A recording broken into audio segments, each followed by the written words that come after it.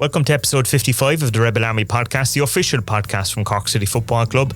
And this week, we get an official update from the club.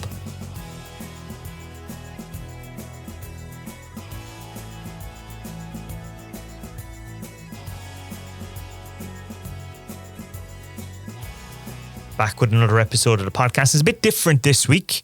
I'm joined as always by Aaron, but we're going to kickstart. We've got Éanna Buckley in, and we want to address a couple of issues because I know fans are a bit angry at the moment, a bit, I suppose, being bottom of the Premier Division. So rather than us talking about that, let's get straight in and ask a guy that's been communicating with fans recently. So we're going to start with Éanna. Welcome back to the podcast, Éanna. Yeah, thanks. I know the last time you were here, we did a bit of This Is Your Life, and definitely you've had a long life with the club. How many years have you been with us now? 19 now, yeah. 2006 you came in. Summer 2006, yeah. Travelled over to Cyprus for the Champions League game against Limassol, and came back and started work with the club the following week. And your role was a media officer back then, was it? Started out working in the shop on a short-term basis, and then stepped into the office and doing the media and stuff like that, yeah, and it's just grown from there, I guess. So people enjoyed the interview last year, and I think there was, especially people I think that have been supporting the club a long time, they've seen the ups and downs, and there has been lots of ups and downs. Yeah.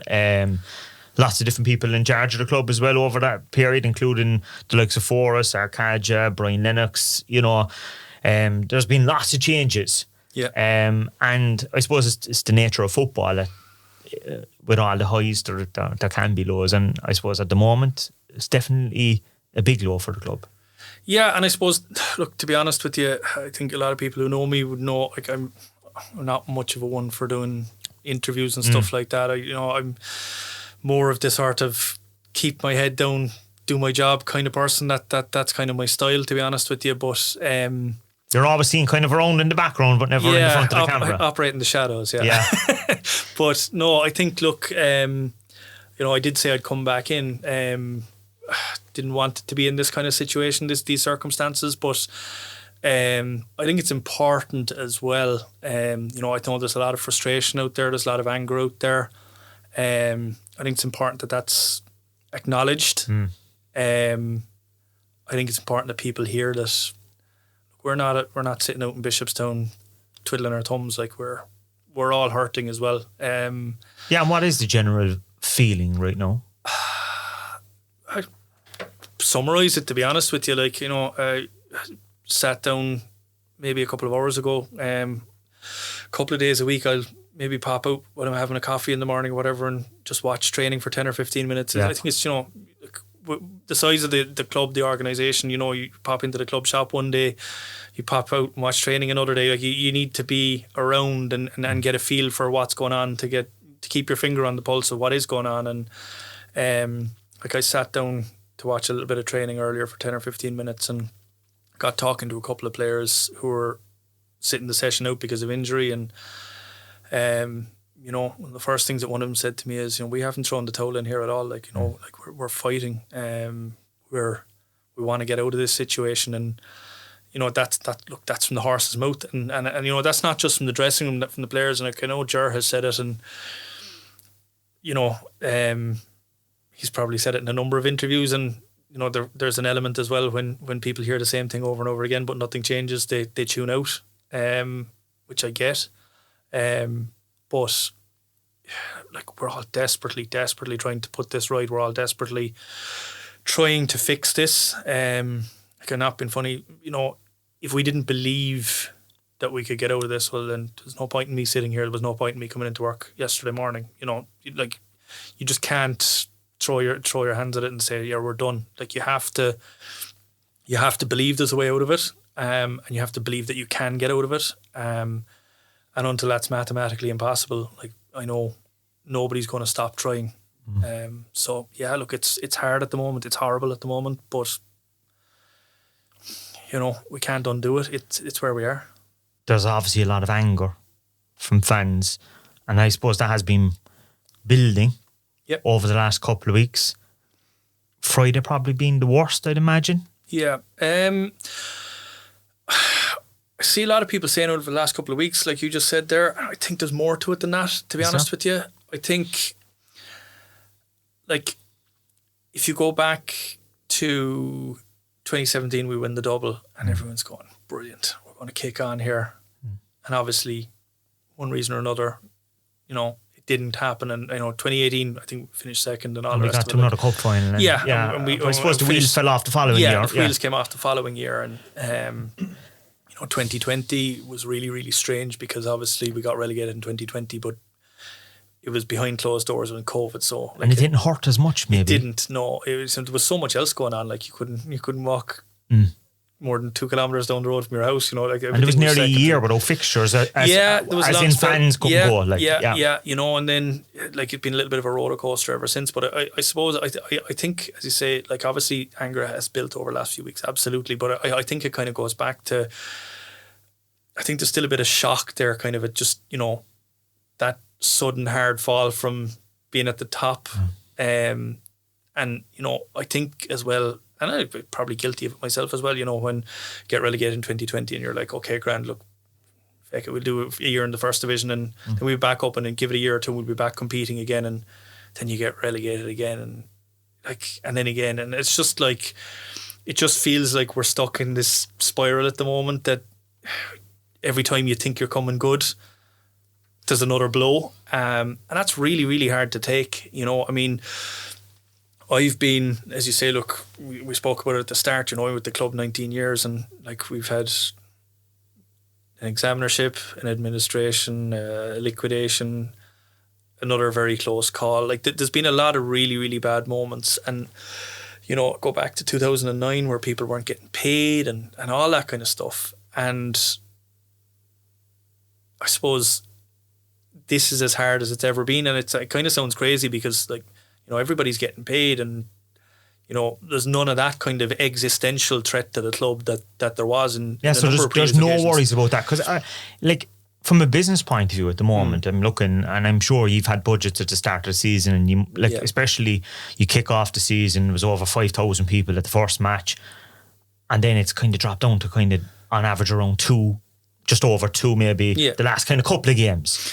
That's obviously a huge dent into the finances. Look, the reality of it is, if we were under, you know, the Forest model now, we'd be struggling to pay the bills. There'd be debts racking up left, right and centre, and, you know, you'd probably be reaching a point in a month or two where paying the wages would be a challenge, because I mean, that's not a jibe at Forest. Like, that's a reality. You know, we were there in 2019 where we're paying the wages, we weren't paying a whole lot else, and we were running debt up because we just couldn't keep up with the outgoings. Like, that's not the scenario that's there at the moment. Now, I know, look, do you know what? There's probably a lot of people listening to this and they're going, I don't care. Like, paying the bills is what a business should be doing. I don't care. I just want to see my team win. And I get that. Like, that's fundamentally all any of us want. But I suppose, you know, I would just say, in terms of, like, the overall picture, you know, Friday night is what matters the most to the vast majority of people. But there's more to a club than that. There's more to the business aspect of the club than that. I know people don't really want to hear that, to be honest, and I get that too. But I mean, you know, you said, you know, going back to the start of the year and you're getting 5,000. Look, the reality of it is, at the start of the year, we had a plan, we had a budget. What was the budget?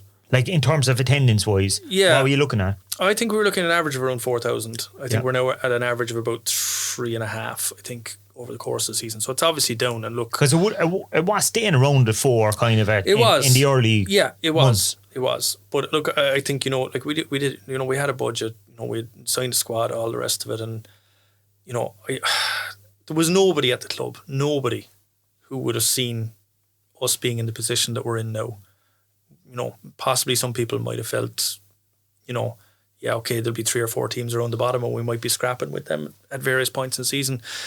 But did anyone see us being a number of points adrift and bottom of the pile? Absolutely not.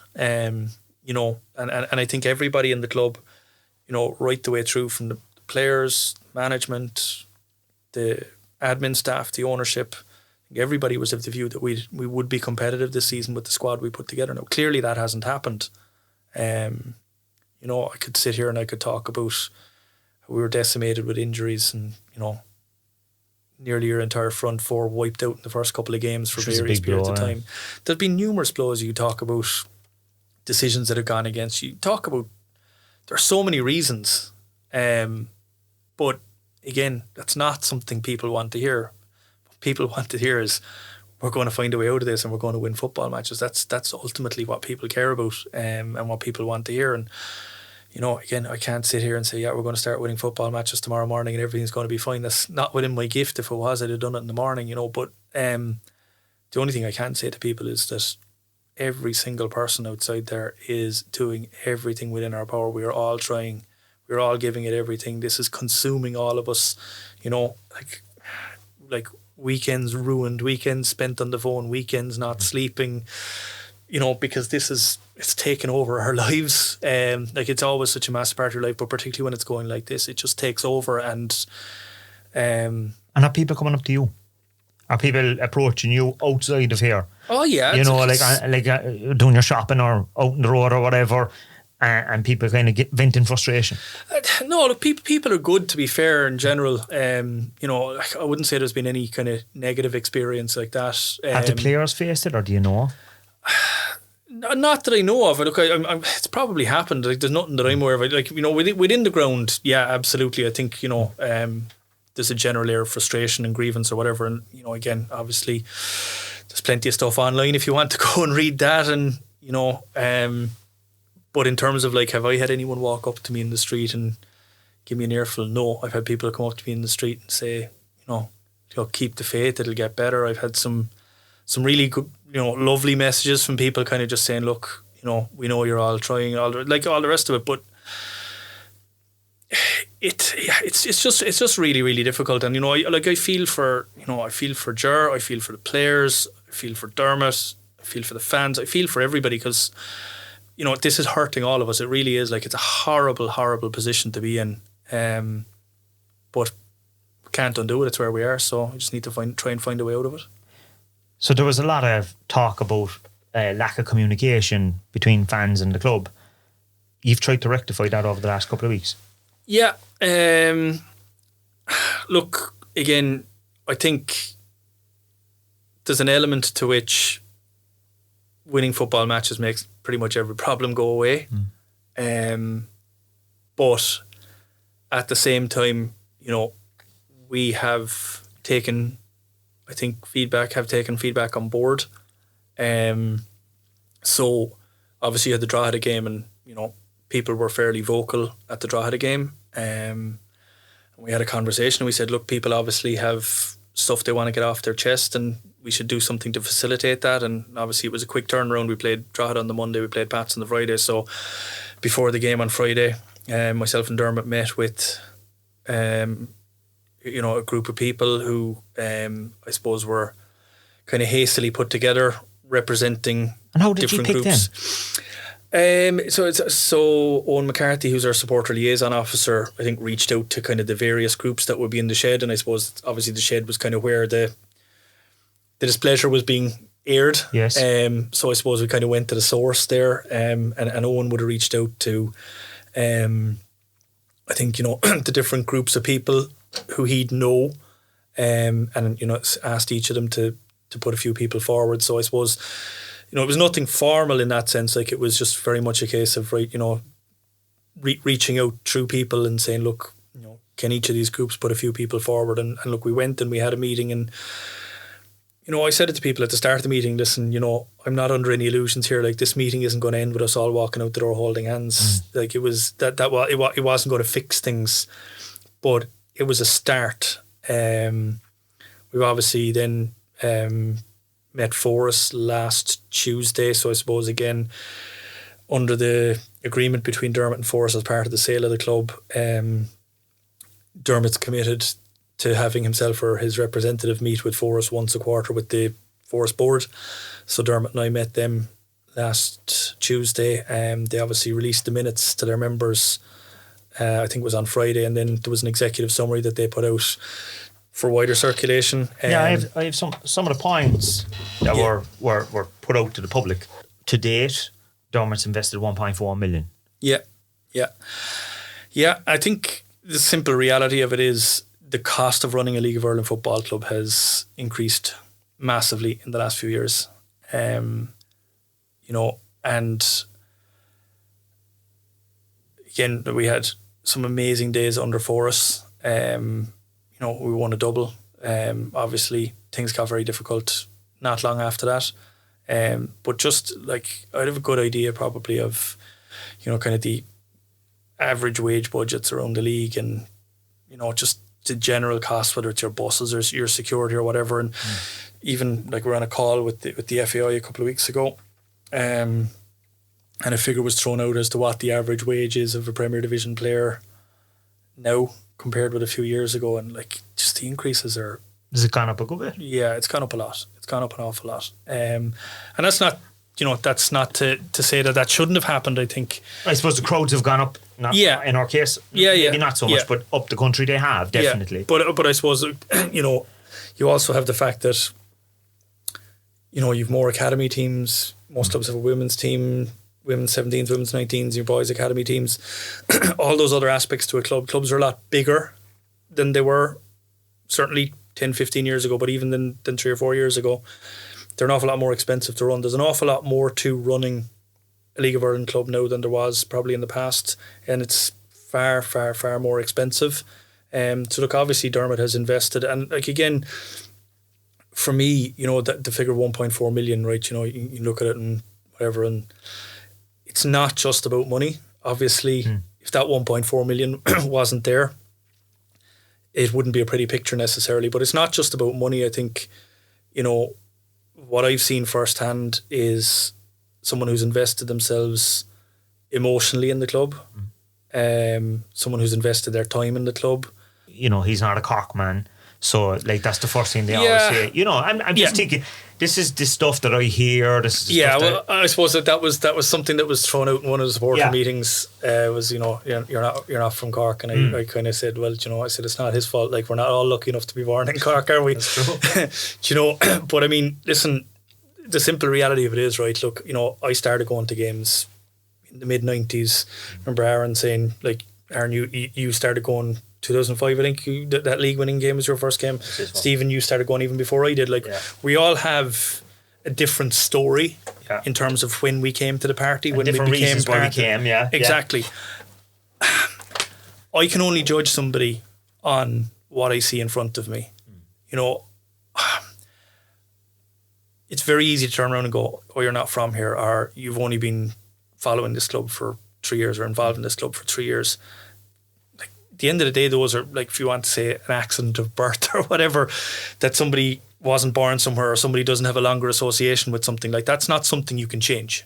Yeah. I take people on their merits. Like, I mean, another way of looking at that is, like, you talk about, players that were legends of the club. Like, how many of our best, however many of our favourite players, obviously the load of Corkmen in there, of course. But they were for other places. You look at a guy like Dan Murray. I mean, like, is Dan Murray not a Corkman? Like, do you know what I mean? Like people who came here, Shawnee, Dave Hill back in the day, where like people who become part of this and buy into it and invest themselves in it, and that doesn't make them any less part of it than anyone else. Even I mean, I get it. I respect people who've been following Cork City since, like, my association with the club is 30 years. Other people's is a lot less than that. I respect people who have a length of service, but I also feel that not necessarily having that shouldn't disqualify you. Here's the thing, right? Like, if you go and watch any of our teams, from the boys under 13s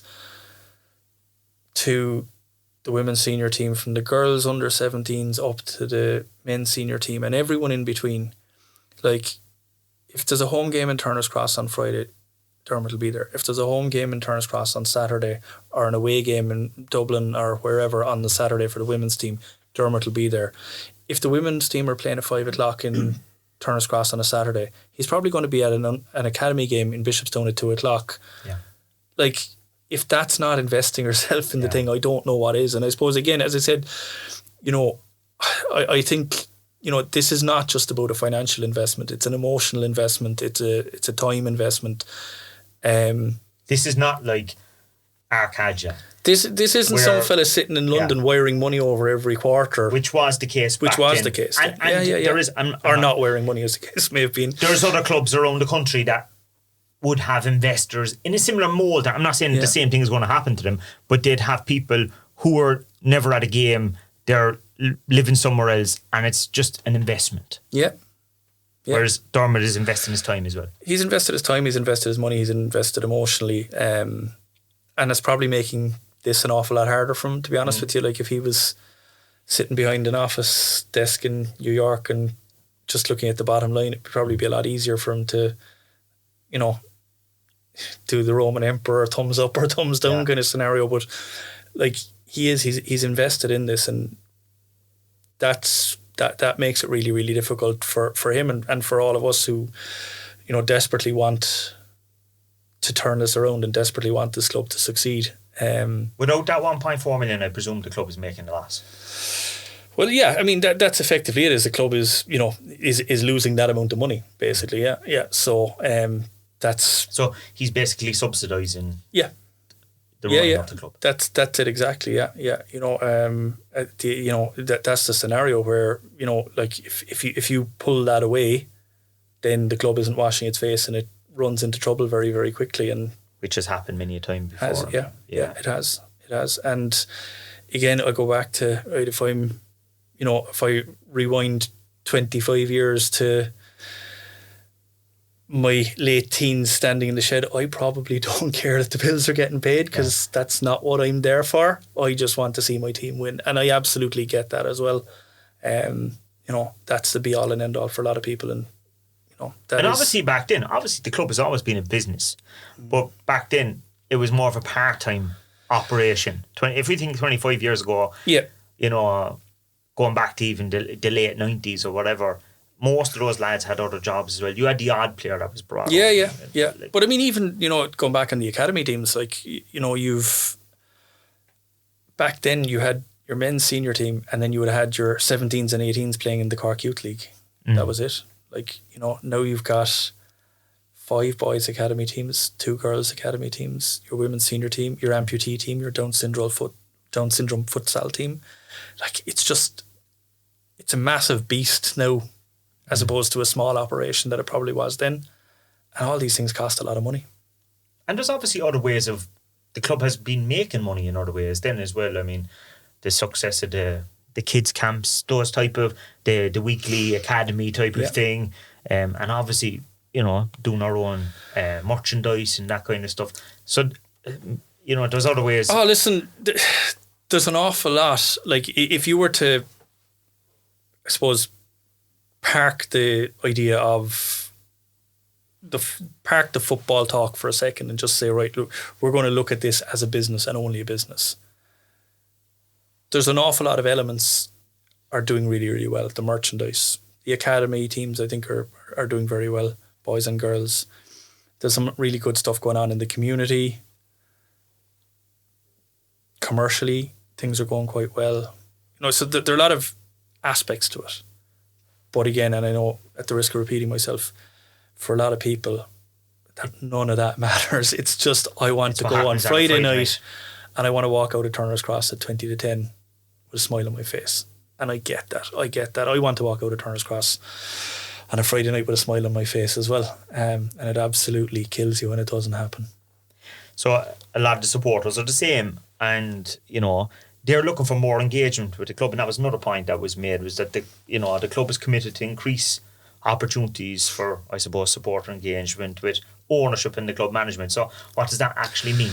Yeah, I suppose we haven't finalised exactly what that looks like yet, but there was a commitment given at that first meeting and then reiterated in the meeting with Forres that we would do so. I think when Forres sold the club to Dermot, as I said, there was that agreement that Forres would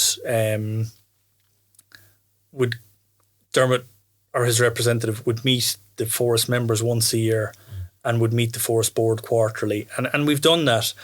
But I suppose there's a sense where, for a variety of reasons, probably none of which are anyone's fault, that has not allowed us to probably reach as many people as maybe was envisaged when that agreement was signed. So I think there's an onus on us now. Is the support base a bit fragmented as well? I think when you're losing matches, it's what happens, isn't it? You know, people get wound up, and you know, you think I should cut them a bit of slack, and I think I should give them an earful, and then we argue about it or whatever. It's the nature of it. Things get fractious and fractured when things aren't going well. But I think fundamentally, you know, what the last couple of weeks has kind of shown is that we do need to offer the opportunity for people to come and speak directly to people and create that avenue for feedback and create that avenue for dialogue, because you know, you're not going to solve anything by people shouting at each other from a distance of 50 or 60 yards. Like it's not going to achieve anything. Like again, and it's not to not understand the frustration. I do, but fundamentally, the fixing of this is in engagement, in dialogue, in people pulling together. That's how something like this gets put right. Shouting at each other from a distance isn't going to solve it. So I think we've recognised that. We've given a commitment. Exactly what that looks like. Is it going to be, you know, is it going to be quarterly like the Forest thing? So there's one Forest meeting quarterly and then there's another meeting quarterly.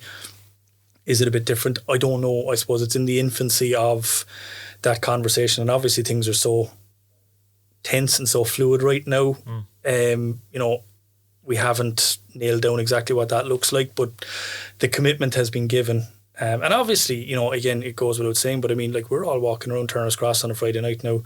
You know, if somebody taps me on the shoulder at 3 minutes to kick off and says, I want to have a word, and I'm listening to them for the next 10 minutes, yeah, I'm probably not going to thank them for it. No. But at the same time, you know, people have to know that the opportunity is there to give feedback and to be listened to and to be heard. And we want to make sure people know that, and I suppose that's one of the reasons why I'm talking to you today is to put that message out there, and yeah, just I suppose just to engage with people more and hopefully start turning a corner on all of this. Another point that they brought up was about the progress on a training facility. I suppose for as long as I know, everyone's been talking about this. I suppose the minute we moved out of Bishopstown and went back playing matches in Turner's Cross, but then they went back training in Bishopstown, there's always been that confusion. Yeah. I mean, I suppose I sat down and had to think about things a few years ago myself. Probably 4 or 5 years ago. It's probably during the COVID period, to be honest with you, because there was a lot of time to sit down and think then. Yeah.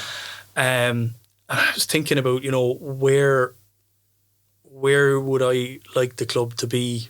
You know, obviously winning trophies, top couple, qualifying for Europe, that goes without saying. That's where we want to be. But in terms of the other side of things, where do we want to be? And I was kind of doing a bit of reflecting on what's happened, like since I've been involved in the club. What have been my biggest challenges? What's been my biggest headaches? All that kind of stuff. And there were two very fundamental things that were kind of gnawing away at me. And like, one was the Turner's Cross situation, in terms of that. I think the longest lease that we'd ever had in Turner's Cross was 3 years maybe. And the other was obviously on the training ground, where like we're renting Bishopstown at the moment from McCarthy Developments, who've been, you know, really, really good to us, and we have a great relationship with them. But we know it's not forever, and there's no point in putting money into the place really, other than the bare minimum, because we're just never going to be there long term. And, you know, all the stuff around the rental of pitches and renewing leases every year and all that kind of stuff. And I suppose it was kind of something I set myself as a target.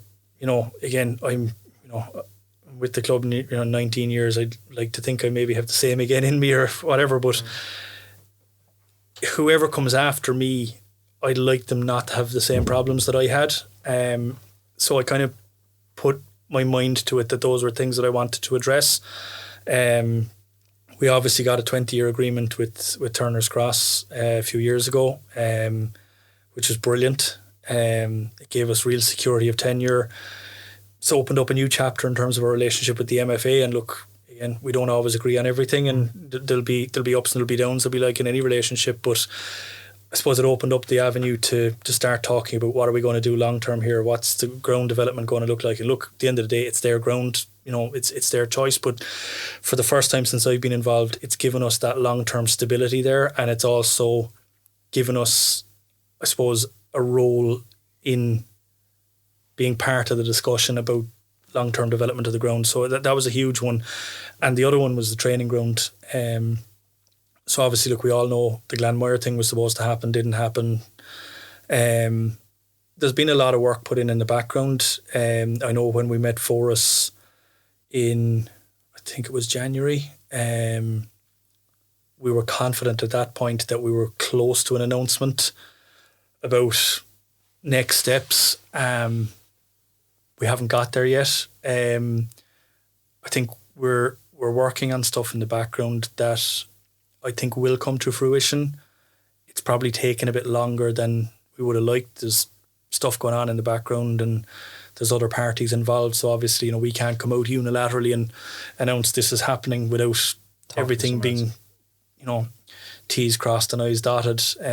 So that's where probably things have moved more slowly than we would have liked. But I'm still confident that we will get that over the line, that we'll be able to announce something. And again, if I reflect on 20 years in nearly with the club, if we have a 20-year lease on Turner's Cross and a 20-year or whatever it might be agreement on a training ground, well, those are two things that we've never had before. So again, I keep going back to winning matches on a Friday night. That's what matters the most to people. But these are long-term building blocks for the club that will stand us in great, great stead for the future. And that is ongoing, and we want to get there with them. And it's probably not until that happens. I'd imagine there's a cost, or maybe there isn't, in terms of all the academy teams playing in different pitches and hiring things.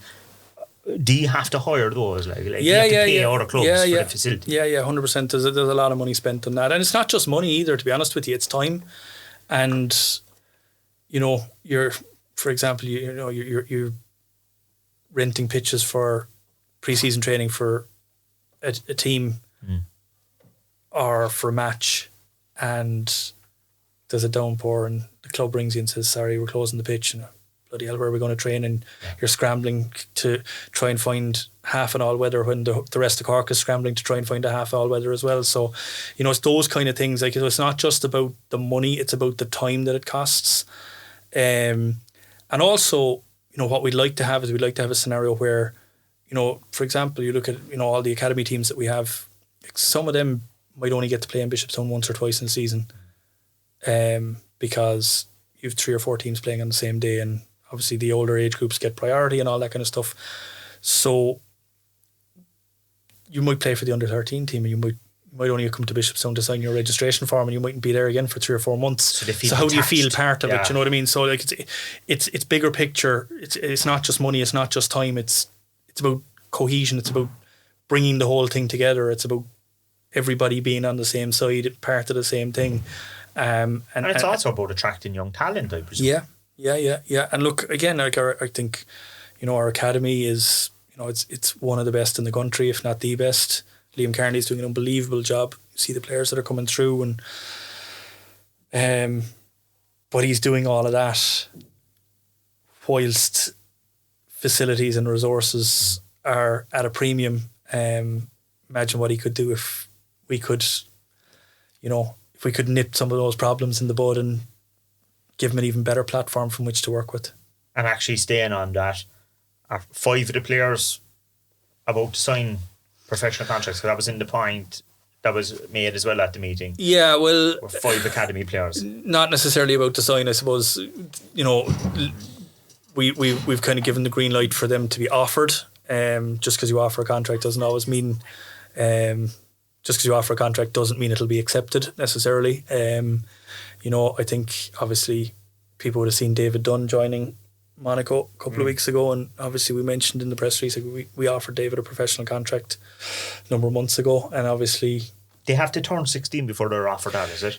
You can't sign a professional contract until you're 16. Yeah. And you can only sign a professional contract within the window. So for example, if you take a guy who's born in March, you offer him a professional contract, you can offer it a number of, I think it's 6 months before, so you could offer him a professional contract in, say, maybe September, October time. But he can't get it until March. he can't sign it until March, but he can't sign it outside the window, so he would then have to wait till July before he could actually sign the contract and sign it. You can't offer it pre. And you can pre-offer it, but it can't be signed and submitted until So, look, those are all the intricacies of it or whatever. But I think much and all is, again, winning a game on Friday night is the most important thing in the world.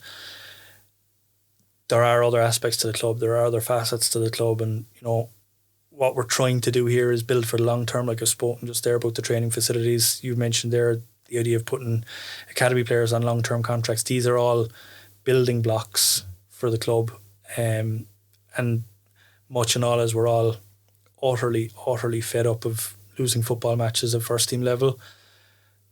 We can't allow that to consume us, because if you only focus on that and you kind of disregard everything else that's going on, well, then you're not going to be left with anything. Like, we have to continue working on those building blocks and putting them in place. And I know there's obviously probably some sort of compensation for the likes of David, but there might be a bit of jealousy as well, and considering the deals that the likes of Pats have done for Mason Melia, I'd imagine it has to be in the back of your mind when you have academy players coming through, that you just don't lose them all the time. That you'd like to get them first team experience, and then if they are so, that you're getting proper reward for it. It's a double-edged sword, because on the one hand, when people want your players, it means that you're developing good players. So frustrating it as it can be to lose players, it in a roundabout way, it does show that you're doing things well. Obviously, you wouldn't be human if you didn't cast a slightly envious eye at some of the transfer fees that are. But again, that goes back to what I'm saying about the building blocks. Like, if we can put that training infrastructure in place, if we can start, if we can not start, but if we can put more guys on professional contracts earlier, then those are the building blocks that will lead you to the position where you can demand those transfer fees. And as I said a minute ago as well, just because you offer a professional contract, it doesn't necessarily mean player's going to sign it. I mean, it has happened numerous times in the past where you go to a player and you offer him a contract, and they'll say no. They'll say no because they want to keep their options open, because someone's advising them to keep their options open, and that's their right. Has it become easier or harder since the Brexit thing? I think it's become somewhat easier. It very much depends on the player, because I suppose you now have to. I'm generalising here, obviously, but if we go back pre-Brexit, if you went out to Bishopstown or MTU where the lads are training or whatever, and you pull your whole lot of your academy players together and say, right, what do you want to do? Where do you want to go in your career? I guarantee you at least 95% of them would have put their hands up and say, I got a contract in England. Yeah. Now, it's probably more like 50-50, where 50% of them are saying, I want to get a contract in England, and 50% of them are going, I wouldn't mind trying Germany or Spain or France or Italy or whatever. So they're still likely to go, like. Yeah. So I think there's more guys more open to staying the extra 2 years, because they don't necessarily want to go the continental route. They want to go to England, and they're willing to wait for that. But the guys who are saying, I don't mind going to Germany, I don't mind going to France, then they're probably going to keep their options open. So it's a bit of a mixed bag, but I think, it has probably become a bit easier, but certainly not plain sailing either. But if they don't sign a contract with the club, so let's say you offer 5 contracts, if they don't sign it, do those clubs even have to talk to you? Can they just talk directly to the player once they're 16? Yeah, they can talk directly to the player. Yeah. So that can be a challenge as well. Yeah, it can. At times you don't even get the courtesy of a hello, how are you? You're just told, oh, by the way, we're signing your player, and check, it'll be in the post, kind of thing. Just, and that's set by the likes of UEFA then. It's all FIFA compensation. Yeah, it's all FIFA compensation. So there's rules and regulations there as to what you get. Every club is categorised. So in a nutshell, your grassroots clubs, which the schoolboy clubs would be, are category 4.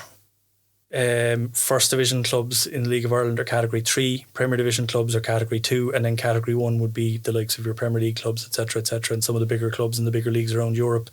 And then it's judged on, there's X amount per season, and then there's lots of intricacies to it. So, for example, if a player goes to a category 1 club, you're supposed to get 90,000 per season. But if it's within the EU and they go from category 2 to category 1, they split the difference. So category 2 is 60,000, category 1 is 90,000. If it's within the EU, they split the difference and it's 75,000. But if it's non-EU, for example, which the UK now is, it goes back to 90,000 again. So it depends. There are a lot of variables there. Okay. We could talk for an hour about it, to be honest with you, but I don't think anyone wants to hear it. Yeah, but that's probably something that you have to keep an eye on. Oh yeah, in terms 100%. of that you're not getting caught. No, and again, that's one of the things you do is you're not just looking at who you have in the building at the moment and who's hot property, but like there's also, you see it every now and again, there'll be some lad who maybe had 2 years in your academy and he went back playing Munster Senior League or he went down to Cove or whatever, and next thing he pops up playing in England or whatever, and you're going, right, so you're due potentially due something here or whatever. So there's a lot to keep an eye on there. Yeah. In terms of if we talk about transfers and stuff, another point that was made from Forest was there was clarity given in terms of a transfer committee. So I suppose for most people listening to this, they're thinking transfer committee. Who makes the decision? Is it you, Jar, Dermot? How does that work? Like, is there other people involved? Yeah. So the scenario is that we set up a transfer committee, and I'm not even crazy about the word committee because it implies a kind of some sort of majority vote or whatever, but call it a working group maybe, I don't know. But is it like scouts? No. So what it is there's 4 people on the committee. There's the first team manager, which was obviously Tim at the start of the year, is now Ger Nash. Yeah. You have myself, you have Dermot, and you have Damien Delaney. Okay. And basically the role of the committee is to support the manager and put a structure around the recruitment for the club. So for example, like each of us within the committee has various roles. So like Damien is obviously there in terms of Damien's career is obviously a highly decorated player, and he can offer, let's say, a footballing perspective. He knows I'm not going to turn around and say to a manager, geez, I don't know, is he the right choice for left back or whatever? Because who am I to ask that question? So I suppose Damien's there to offer a footballing perspective, and also to be a sounding board for the manager. Dermot would be primarily focused on budget. So obviously we agree a budget at the start of the year, and there will be times where a player may come up who the manager may want and he's over budget, and he may want to go and ask a question and say, look, I know this is going to cost us X amount extra, but I think it's the right thing to do. Dermot obviously has the final say on that because he's the one writing the check for it. The culture, I think, would be important to Dermot as well in terms of getting the right people into the building. That, for example, if a player was put forward and maybe there was some baggage off the field there or whatever that you might not necessarily feel is the right thing to have around the club. And then my role would be very much kind of administrative around the kind of, the contracts, the agents, international clearance, all that kind of stuff. So, really it's a support network built around the manager. But I think, the fundamental and most important thing here, and probably the question that people would ask is, so who signs the player? Is it the committee? Is it the manager? Is it people on the committee? It's the manager. Like, the manager doesn't like the player is not signed. If the manager doesn't like the player just isn't, it doesn't happen. Like, don't get me wrong, other people on the committee can bring players to the attention. So, I might get a text from somebody I know at another club saying, listen, we have this fella, would you be interested or whatever? I'm not going to make that decision. I'll put that name into the WhatsApp group and say, look, listen, Johnny at such and such a club told me that they've this lad available. Jerry interested, and Jerry will go off and have a look at the video and say, yeah, look, I wouldn't mind having a look at him, or no, I'm not interested or whatever. So it's very much a case of facilitating, putting names on the table as such. But fundamentally it's the manager who says, I need a goalkeeper, or I need a left back, or I need a striker, or I need whatever. And we all then work together to try and make that happen. If there's 5 names on the table, if the manager says, I don't want any of these 4, then they're not going to be signed. And the only scenario in which, if the manager says, I want to sign player A, the only scenarios in which that player doesn't get signed is, one, we can't agree a deal in terms of a budget reason, or two, going back to what I mentioned a while ago, there's that off the field scenario where maybe there's something brought to our attention. You say, you know what, we don't think this is somebody we want to bring into the environment. That would be the only scenario in which case the manager would be told, we don't want that player, or we can't sign that player. But if the manager doesn't want the player doesn't come in, plain and simple. And that's the way it has to be. The manager has to decide who his players are. Has to be. So again, I think sometimes, you see things floating around in the public domain or whatever, and people, transfer committee, so who's signing the players or whatever. Yeah. And I think, again, it was something that came up in the Force meeting. We clarified it, and probably no harm to clarify it again for a wider audience. Will that transfer committee be sitting down over the next couple of weeks before the end of the window? Yeah, I mean, generally speaking, what happens is we meet reasonably frequently. The closer we are to a window, or in a window, we generally meet once a week. But we have a WhatsApp group going as well, which, I think I'm not a big fan of WhatsApp groups. I'm in so many of them, but I think that's just the way of the world these days. I think WhatsApp groups run the world at this stage, don't they? So I think that's just a scenario where, it's an easy way of keeping everybody in the loop, keeping everybody informed. So there's, I spoke earlier about, Dermot's investment in terms of his time and all the rest of it. That's what it is. It's for all of us, for me, for Ger, for Dermot, for Damien. We're all in touch with each other, certainly daily. It's nearly hourly a lot of the time, to be honest with you. So it's just constant dialogue. I know there's doom and gloom at the moment, but the last point that was made was that fans will work with the club in terms of putting together something for the 20th anniversary of that famous night in 2005. Yeah. So what does that actually mean? So Force are organising a 20th anniversary night in Collins on the 2nd of August. I think they're working with some of the players that were involved in that team.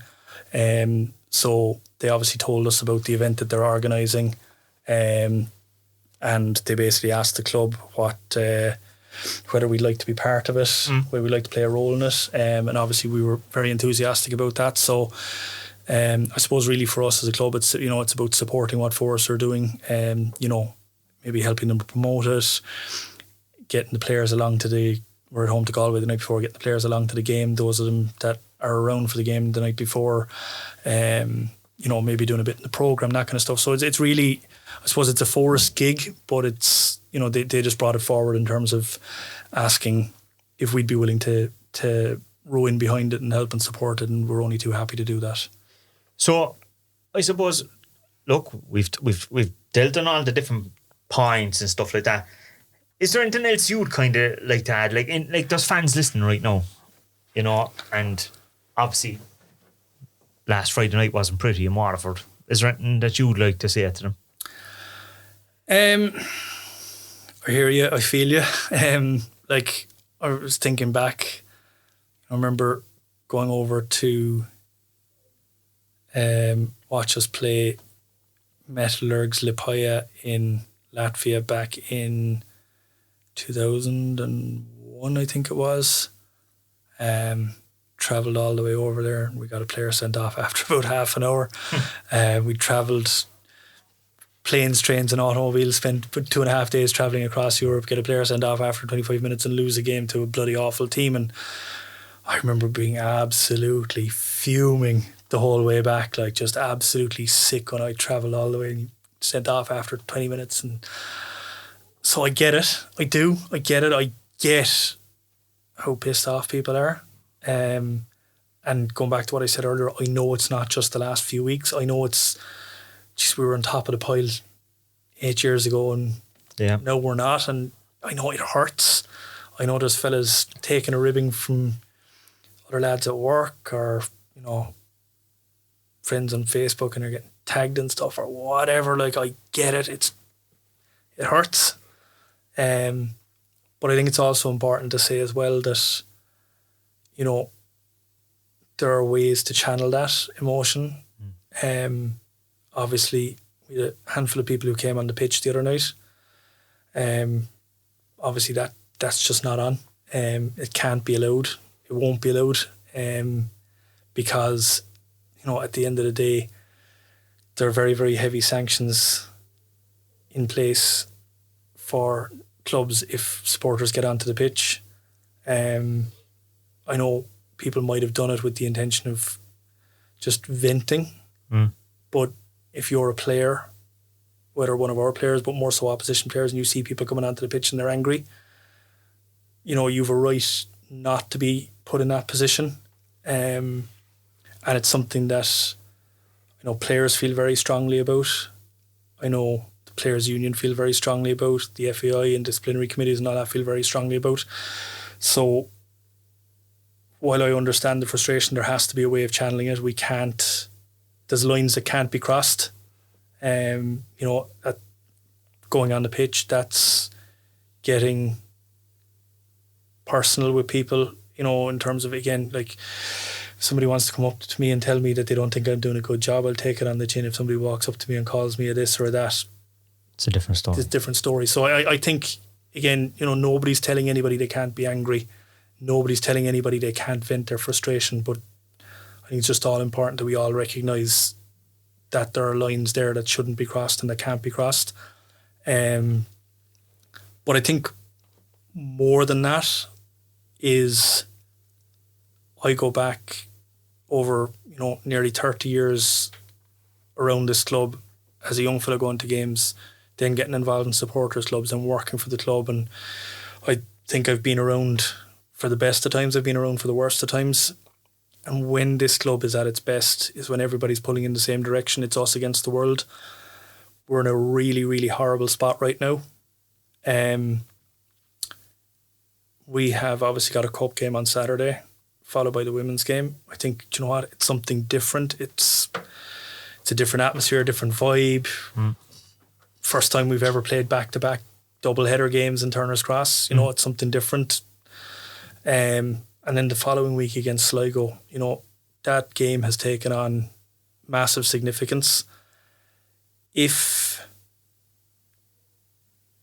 people come into Turner's Cross for the Sligo game, and if the atmosphere is negative and fractious and all those other things,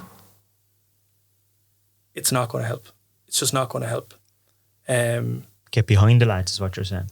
Yeah, look, again, I get the frustration. I honestly do. But, like, I look back at the performance against Waterford the other night, and again, people may have different views and they're perfectly entitled to them. At the end of the day, we're all sick of losing. But, you've Derek Crowley rushing 50 yards, 60 yards, whatever it was, to take the ball off a fella's toes he's about to shoot in the 95th minute of a game that was, at that stage, was already lost, let's be honest. That's not indicative of a group of players who don't care. That's not indicative of a group of players who aren't trying. And for as long as they're trying and for as long as they're giving it everything they have, which I genuinely believe they are, they deserve support. They deserve encouragement. If people aren't happy, obviously they have a right to air that. My preference would be, and I'm not going to tell anyone what to do, but my preference would be park all of that for 90 minutes. Touch wood. The final whistle goes. We've won the game. Lads are getting applauded off the pitch, and it's something to build on. Obviously, it could go the other way as well, and if that's the point where people feel they want to let off a little steam in the right way, that's obviously their right to do it. But I just think, from the minute the teams come out from the warm-up, like we've spoken before about, I remember, I think it was Stephen Beattie said it, you're playing into the shed and they're nearly sucking the ball into the net. Like, our fans can impact the game. Our fans can help us win that game. They can play a part in defeating Sligo. But there's also a risk that by getting on guys' backs, that it could be over too soon. It could go the other way very, very easily. And I just want us all, for those 90 minutes, I would honestly appeal to people, just put all our differences to one side. You can think I'm whatever, think it right up to 7:45 and think it again at 9:45 if you want. But for those couple of hours, just, if we're going to get out of this, it's going to be everybody pulling in the same direction. So let's just all park everything for those 90 minutes. Let's all pull in the same direction. Let's try and get 3 points. And then let's see what happens the next week and the next week and the next week, and who knows. All I know is that us pulling and dragging at each other and ripping each other to shreds, that's not going to get us out of this. It's not. So look, I look at it, I look around what's around me in the office, I look around what's around out in the training pitch, and I know that I'm surrounded by people who desperately, desperately want this club to do well, who are desperately hurting at where we're at. And I want to do everything I can to try and turn this around. And that's what all I would ask of anyone else is just do everything in your power to help us turn it around, starting with that Sligo game. Well, obviously starting with the Lister's Celtic game, but that Sligo game is the one where we just need everybody rowing in the same direction. I think that's a great way to wrap it up, and there's still hope. That's what I'd say. Like there's hope, and if we can, as you say, row in behind each other, who knows? And hopefully the next time we have you on, it's a bit more positive. That's the hope. We'll walk me in the door to the Great Escape team music at the end of the season or something. Well, look, Éanna, thanks for coming on. I know it hasn't been easy at the moment, but thanks for coming on and addressing some of those points, and no doubt we'll have you on again. Yeah, no, thanks a million. Appreciate it. Thank you. Yeah, I think that was an honest interview. What do you think? Yeah, I agree, and pretty much agree and echo what Éanna was saying as well. Main thing is people are right to be upset and annoyed, and that's absolutely fair. But for 90 minutes on a Friday night, we need the support. The support's been brilliant anyway, but everybody needs to be pulling in the same direction just to get us out of the position that we're in. We do, and I mean, look, I'm sure fans go to matches not to see us lose. They go to see us get a result. And maybe when the results start going against us early in the game, which has probably for a couple of fixtures, the anger builds. But and you know what? We're not going to get out of a mess if everyone's at each other's throats. No, like we need to, as Éanna said, and everyone knows that we're at our best when it's us against the world, and if we're against each other, we're not going to be able to do it. But we need to. Yeah, we need to get out of where we are. Yeah, and look, there was positive things there as well. Absolutely, yeah. There's a lot of good things going on as well, but there is a lot of good things. But as Éanna said, fans sometimes the most important thing is the result. Yeah, and it is, no matter what, it is the most important thing. If we were top of the league, we wouldn't be talking about anything, only just the success. And you'd have full houses and you'd have a demand for tickets and stuff. But when you're at the other side, it's a different story. And look, we kind of said it last week, but I suppose it is tricky to come in here and be optimistic about things, but you have to be. Yeah, we're here kind of putting a smile and a positive take on things, but at the same time, I don't want people to think that we're here and we're happy out and we're okay. We're not happy with how things are. We're just as hurt as everybody else. As Éanna said early on in the interview, it ruins your weekend. You're lying in bed thinking, I can't believe where we are. Like, how are we where we are? What can we do better as a club? Like, it does frustrate. It absolutely ruins your weekend and your week. So I don't want people to think that people at the club are grand with it. We're not. Éanna explained the whole situation there. But yeah, we do have, I suppose, a duty here to still bring the content and still bring updates on the club. And as Éanna said as well, there's a much bigger club there. And we've said that a number of times, and we know for a fact that a number of the parents of academy players, the women's team, first team as well, their family members, all of those, they're listening as well. And sometimes maybe the most important result of a week isn't actually the first team for some of those people as well. Yeah, they're thinking of the bigger picture. Yeah, and to be honest, if you saw, I know listener figures and stuff like that aren't public, but if you saw the amount of people that are listening in and where they're tuning in from, you'd understand the necessity to provide those updates to people. Like there's a big community there of people who are coming here for information and news and updates on, as you said, people, the other sides of the club, the Down syndrome futsal teams, the walking football, all that kind of thing. So, that's kind of an insight into why we sometimes probably come across as just putting things to the side and getting on with it, but there is somewhat of an aspect of that has to be done. So rather than, I suppose we've dealt with a lot of the issues that happened last week, and there's no point going over them again. We need to look forward, and as Éanna mentioned, there is a double header in the Cross this weekend. Yeah, and it's an interesting one because playing on a Saturday at 12 o'clock is strange enough, but to be able to make a day of it and have the women's game that evening, it's going to be great fun. We've announced the ticket pricing. All the tickets are slashed, 50% off everything.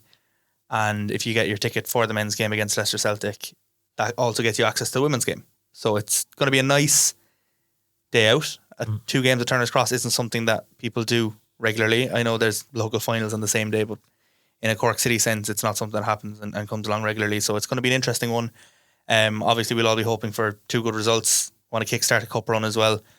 And the women's game at 5 is against Treaty United, which is a big Munster derby as well. And obviously, after losing last Saturday in a Munster derby, we want to flip that on its head and get one over on Treaty again, because there's a really good rivalry there between those 2 clubs. So it's an exciting day to look forward to, and hopefully there'll be good atmosphere, good weather. I know the weather's changed on us a little bit, but no, I'm looking forward to it. I know everyone else is looking forward to it, and yeah, it should be a fun day. Yeah, it should be. And look, I suppose we're hoping that despite the poor league form, that maybe this could be the start of a bit of a cup run, and that could give a boost in itself as well to the men's team. Like, sometimes it's the little things that can all of a sudden change momentum, psychological boost all of a sudden by getting a good win at home, people cheering them on. All of us, there could be a different feeling going into the following week against Sligo.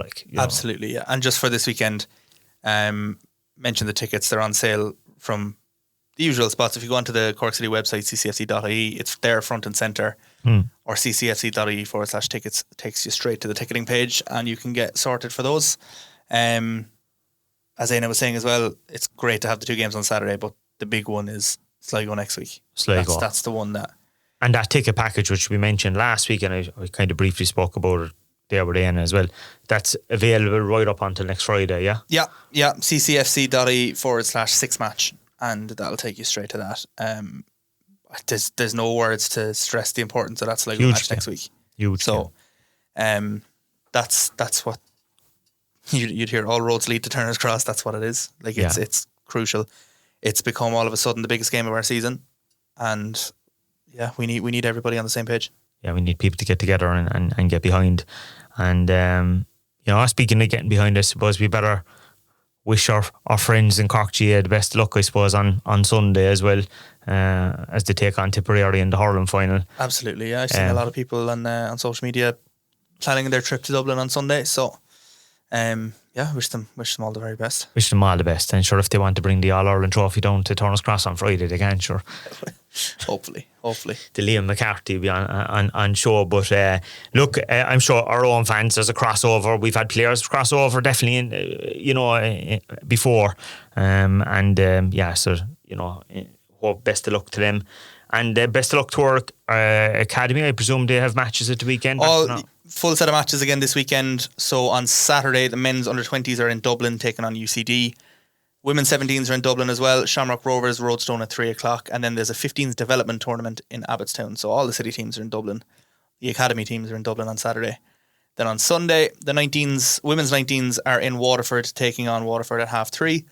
The men's 17s take on UCD at Bishopstown at 1 o'clock, which will be live on Rebel Army TV as always. And then the 14s are playing Pats in Mayfield, also at 1.